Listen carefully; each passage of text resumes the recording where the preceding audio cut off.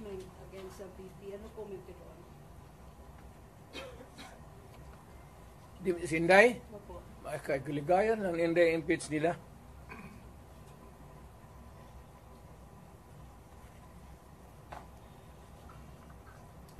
Total, malayo pa man yung 2028. Di ba pasyal sa mga pasyal sa... So she's running in 2028 for president. Hindi, wala siguro. Sabi mo kasi malayo pa ang 2028. Therefore, yun ang conclusion. Kaya pa, malayo pa. Doon na tayo, pagdating natin, mag-decide tayo kung tama na yung, sabi ko nga kay Inday, tama na yung Vice President. Total, tatay niyan, presidente man. Okay na yan.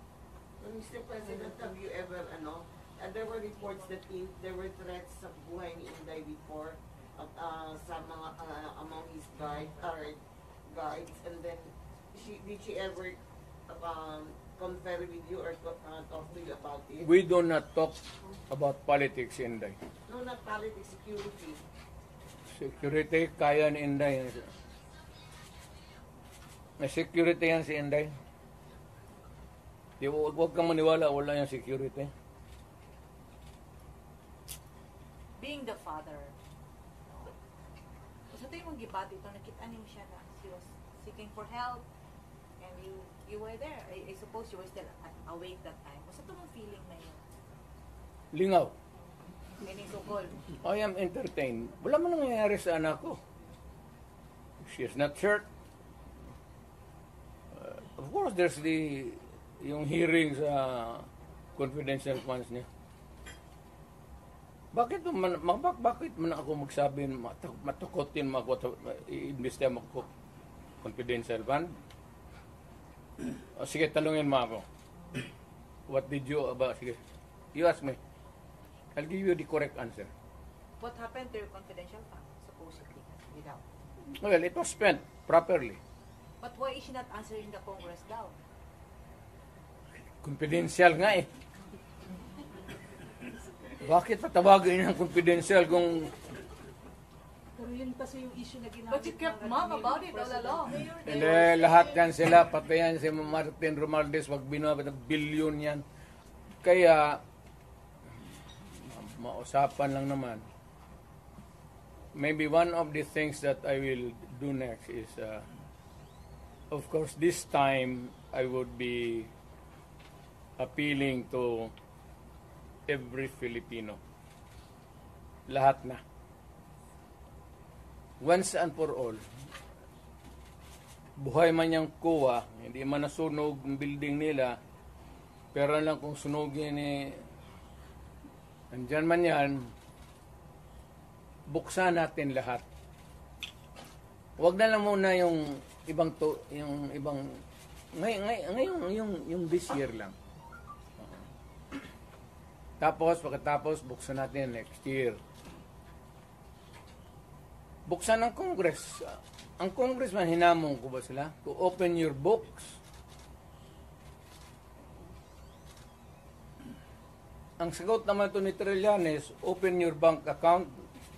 Makihati ka pa sa putang ng pera ko.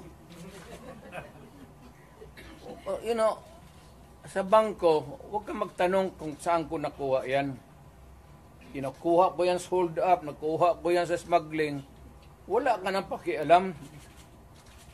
Nandiyan yan sa bangko. Pero ito, simple lang, opening of the bank na libro. Hindi naman bangko yan eh.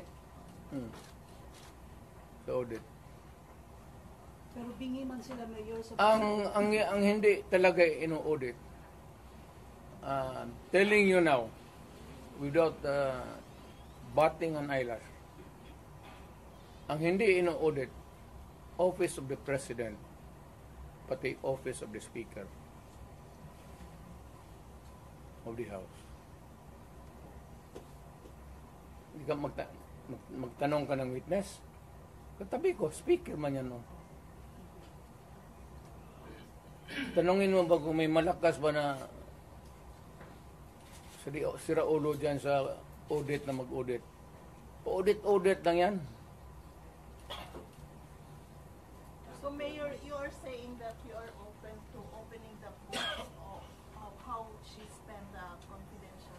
Of course, he has to. Nandiyan, inaano lang nila yan. Hindi pa yun na careful masyado yan. Alam kasi niya.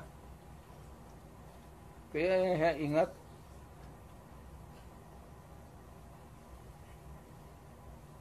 So why can't she just explain it, Mayor? Ini-explain na nga ha.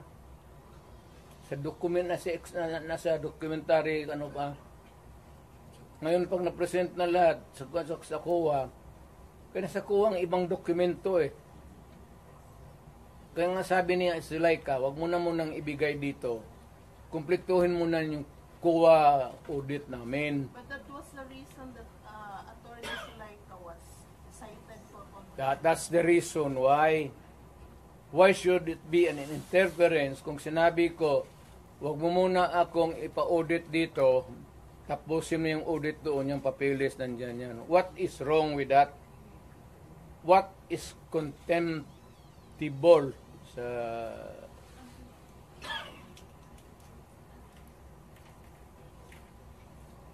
In a word, how would you describe all these procedures from the Senate, the Congress calling you and your children for investigation? No, I cannot talk for the Senate. The Senate, it's a bit formal. Well, at Congress, Tanungin mo si Bebot. Si Bebot man nandun. Bakit ako tanungin? Hindi man ako Congress. how do you see this now? Siya. Ikaw gani akong gipangutana. Kasi mo tanaw aning ginahimo karon sa Congress, no? It's you, Guwapo the Vice President. Bebot Alvarez. Ikaw gani imong feeling. Kaya nga kaya sagot dito eh. Ikaw lang. Bugwa kanta ka ani ron, no? Layo. Basta tayo ang feeling, mayor nga marag, personal naman inyo, ha?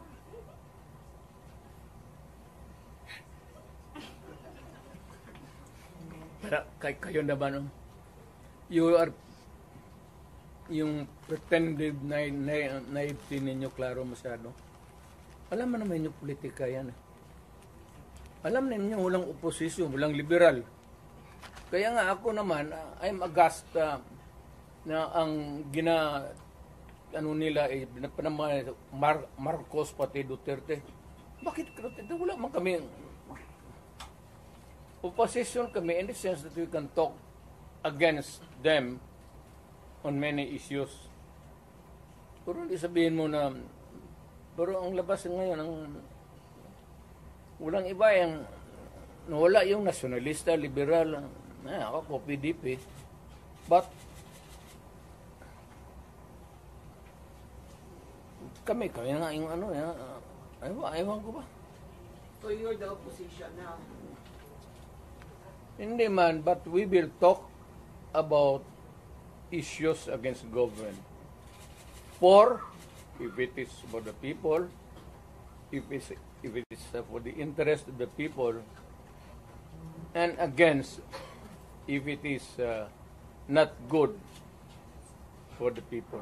So are you open for those other politicians who would come in and join your group?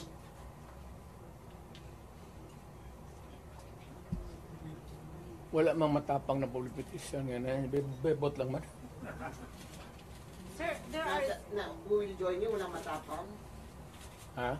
Walang matapang na politician who will join you? Mas grabe. Ito si Bebot kaya nung military, paanuhin na niya?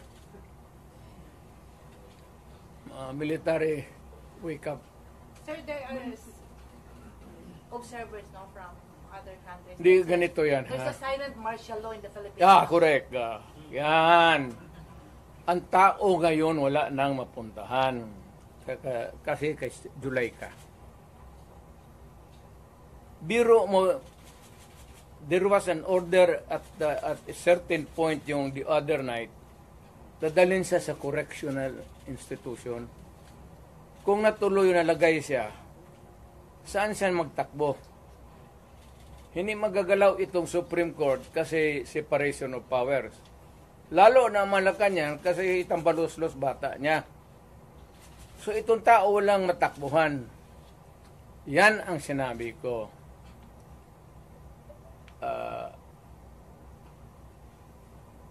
there is a fractured governance na bali lang, hindi lang na-sprain. There is a fractured in the governance sa ating Pilipinas ngayon.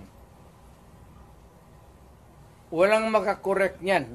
Nobody can correct Marcos. Nobody can correct Romualdez. Nobody can... it's a long process mapapil sa Supreme Court. Unless you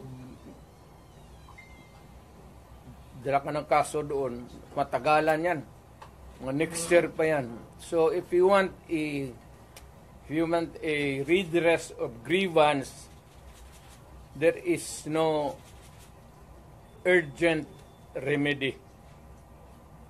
So it is only the military who says. Kaya ang sabihin ko, presidente ako, nakita ko ang sitwasyon. Kung gano'n rin ang presidente na in face of so many errors there, nagtupak-tupak na ng hanggang nagkaroon ng breakage, fractured governance. It is only the military who can correct it.